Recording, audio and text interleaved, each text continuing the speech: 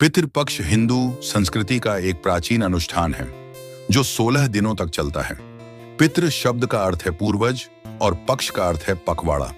यह अवधि हमारे दिवंगत पूर्वजों के प्रति सम्मान और श्रद्धा व्यक्त करने, उनके प्रति कृतज्ञता व्यक्त करने और उनका आशीर्वाद प्राप्त करने के लिए समर्पित है। हिंदुओं का मानना है कि इस दौरान मृत पूर्वजों की आत्माएं पृथ्वी पर आती हैं और विशिष्ट अनुष्ठानों और तर्पण के माध्यम से हम उनकी आत्माओं को शांति प्रदान कर सकते हैं और उनका आशीर्वाद प्राप्त कर सकते हैं।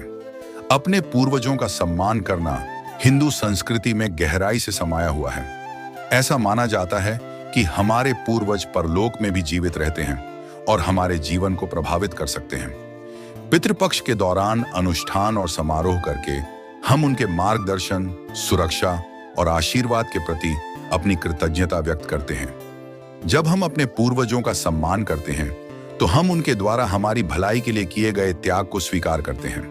हम उन मूल्यों और परंपराओं को पहचानते हैं जो उन्होंने हमें सौंपी हैं, हमारी पहचान को आकार देती है और हमारे मार्ग का मार्गदर्शन करती है। अपने पूर्वजों को याद करके और उनका सम्मान करके हम अपनी जड़ों से जुड़ते हैं और अपनी सांस्कृतिक विरासत को संरक्षित करते हैं। पितृपक्ष पूजा के अनुष्ठान और रीति रिवाज। पितृपक्ष पूजा में अपने पूर्वजों के सम्मान में विभिन्न अनुष्ठान और रीति रिवाज किए जाते हैं। सबसे आम प्रथा दिवंगत आत्माओं को भोजन, जल और प्रार्थना अर्पित करना है। यह पूरी श्रद्धा और ईमानदारी के साथ किया जाता है क्योंकि ऐसा माना जाता है कि यह प्रसाद पूर्वजों की आत्माओं तक पहुंचता है और उन्हें सांत्वना और पोषण प्रदान करता है। पितृपक्ष के दौरान परिवार तर्पण, पूर्वजों को जल अर्पित करने की एक रस्म करने के लिए गंगा जैसी पवित्र नदियों में भी जाते हैं। वे ब्राह्मणों को पिंडदान, चावल के गोले देते हैं, होम, अग्नि अनुष्ठान करते हैं और पवित्र मंत्रों और स्तोत्रों का पाठ करते हैं। ये अनुष्ठान इस विश्वास के साथ किए जाते हैं कि ये दिवंगत आत्माओं की इच्छाओं को पूरा करेंगे और उनकी अनंत यात्रा में शांति लाएंगे। पितृपक्ष पूजा करने के लाभ। पितृपक्ष पूजा करने से जीवित और दिवंगत दोनों आत्माओं को कई लाभ होते हैं। अपने पूर्वजों से क्षमा मांगकर हम अपने कर्मों से जुड़े किसी भी अपराध या नकारात्मक कर्म को कम कर सकते हैं। ऐसा माना जाता है कि इस अवधि के दौरान प्राप्त आशीर्वाद बाधाओं को दूर करने, रिश्तों को बेहतर बनाने और समृद्धि लाने में मदद कर सकते हैं।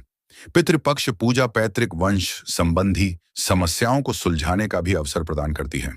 ऐसा माना जाता है कि यदि पूर्वज शांति में नहीं है तो यह जीवित परिवार के सदस्यों के कल्याण को प्रभावित कर सकता है।